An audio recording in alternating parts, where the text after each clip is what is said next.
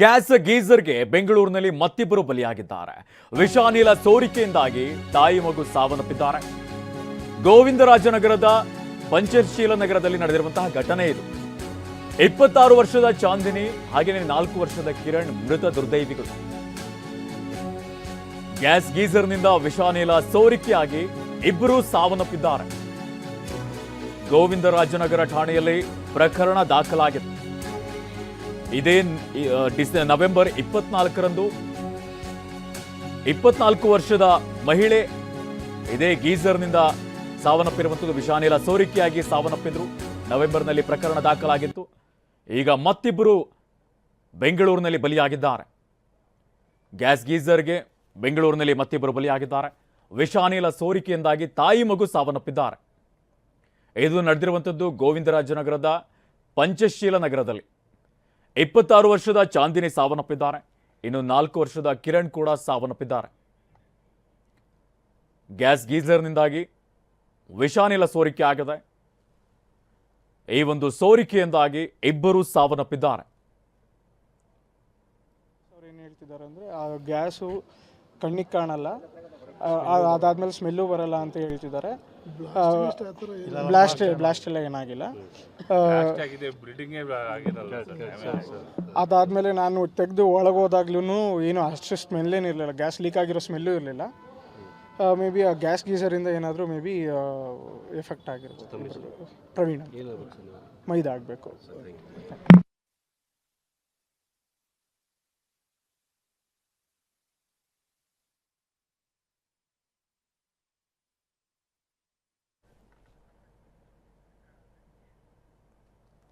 Gas ಗೀಸರ್ಗೆ ಬೆಂಗಳೂರಿನಲ್ಲಿ ಮತ್ತಿಬ್ಬರು ಬಲಿ ಆಗಿರುವಂಥದ್ದು. ವಿಷಾನಿಲ ಸೋರಿಕೆಯಿಂದಾಗಿ ತಾಯಿ ಮಗು ಸಾವನ್ನಪ್ಪಿದ್ದಾರೆ. ನವೆಂಬರ್ನಲ್ಲೂ ಕೂಡ ಇದೇ ರೀತಿಯಾಗಿ ವಿಷಾನಿಲ ಸೋರಿಕೆಯಿಂದಾಗಿ 24 ವರ್ಷದ ಮಹಿಳೆ ಸಾವನ್ನಪ್ಪಿದ್ರು. ಈಗ ಇಬ್ಬರು ಬಲಿಯಾಗಿದ್ದಾರೆ. ಇದು ಗೋವಿಂದರಾಜನಗರದ ಪಂಚಶೀಲ ನಗರದಲ್ಲಿ ನಡೆದಿರುವಂತಹ ಘಟನೆ.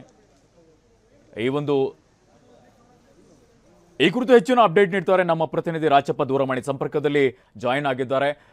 ರಾಜಪ್ಪ, ಏನಾಗಿರುವಂಥದ್ದು ಘಟನೆ? ಈ ಒಂದು ವಿಷಾನಿಲ ಸೋರಿಕೆಯಿಂದಾಗಿ ಇಬ್ಬರು ಸಾವನ್ನಪ್ಪಿದ್ದಾರೆ ಅನ್ನುವಂತಹ ಆರೋಪ ಕೇಳಿ ಬರ್ತಾ ಇರುವಂಥದ್ದು. ಏನಿದೆ ಅಪ್ಡೇಟ್ಸ್ ಇದಕ್ಕೆ ಸಂಬಂಧಪಟ್ಟಂತೆ? ನಿತಿನ್, ಅಂದ್ರೆ ಗ್ಯಾಸ್ ಗೀಸರ್ ನಿಂದಾಗಿ ಬೆಂಗಳೂರಲ್ಲಿ ನಿರಂತರವಾದಂತಹ ಅವಘಡಗಳು ಸಂಭವಿಸ್ತಾನೆ ಇದೆ.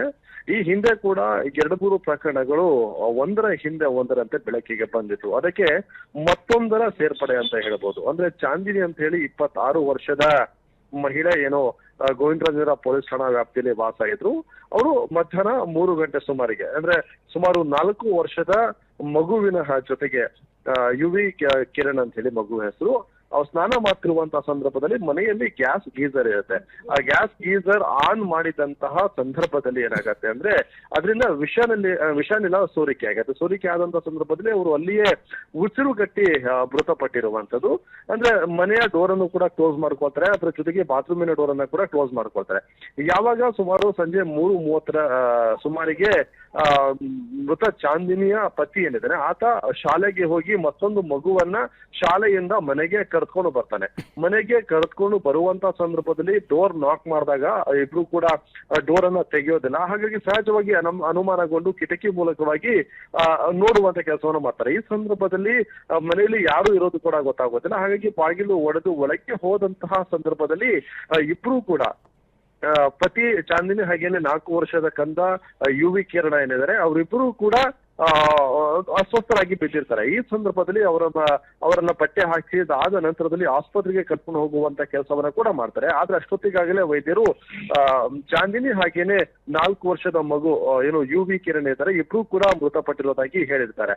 ಹಾಗಾಗಿ ಸದ್ಯಕ್ಕೆ ಈ ಎಲ್ಲಾ ಪ್ರಕರಣಕ್ಕೆ ಸಂಬಂಧಪಟ್ಟಂತೆ ಗೋವಿಂದರಾಜನಗರ ಪೊಲೀಸ್ ಠಾಣೆಯಲ್ಲಿ ಒಂದು ಅಸಹಜವಾದಂತಹ ಸಾವು ಪ್ರಕರಣ ದಾಖಲು ಮಾಡಿಕೊಂಡಿರುವಂತದ್ದು. ಮೃತದೇಹವನ್ನ ಈಗಾಗಲೇ ವಿಕ್ಟೋರಿಯಾ ಆಸ್ಪತ್ರೆ ಶವಾಗಾರಕ್ಕೂ ಕೂಡ ರವಾನೆ ಮಾಡಿರುವಂತದ್ದು. ನಾಳೆ ಮರಣೋತ್ತರ ಪರೀಕ್ಷೆ ಮುಗಿದ ನಂತರದಲ್ಲಿ ಕುಟುಂಬಸ್ಥರಿಗೆ ಮೃತದೇಹ ಹಸ್ತಾಂತರ ಆಗತ್ತೆ. ಅದಾದ ಬಳಿಕ ಸಾವಿಗೆ ನಿಖರವಾದಂತಹ ಕಾರಣ ಏನು ಅನ್ನೋದು ಕೂಡ ಗೊತ್ತಾಗತ್ತೆ. ಯಾಕಂದ್ರೆ ಗ್ಯಾಸ್ ನಿಂದಾಗಿ ಈ ವಿಷಾನಿಲ ಸೋರಿಕೆಯಾಗಿ ಕಾರ್ಬನ್ ಮೊನಾಕ್ಸೈಡ್ ಬಿಡುಗಡೆಯಾಗಿ ಅದರಿಂದ ಮೃತಪಟ್ಟಿರೋದು. ಅಂದ್ರೆ ಮನೆಯಲ್ಲಿ ತುಂಬಾನೇ ಕಂಜೆಸ್ಟೆಡ್ ಆದಂತಹ ಜಾಗ ಇರುತ್ತೆ. ಹಾಗಾಗಿ ಈ ರೀತಿಯಾಗಿ ಒಂದು ಅವಘಡ ನಡೆದಿದೆ ಅನ್ನೋದು ಸದ್ಯಕ್ಕೆ ಗೊತ್ತಾಗ್ತಿರುವಂತದ್ದು. ಎಲ್ಲವೂ ಕೂಡ ಮರಣೋತ್ತರ ಪರೀಕ್ಷೆಯಿಂದ ಸ್ಪಷ್ಟ ಆಗ್ಬೇಕಾಗತ್ತೆ. Nitin, okay Rajappa, thank you ತಮ್ಮೆಲ್ಲ ಅಪ್ಡೇಟ್ಸ್ಗೆ.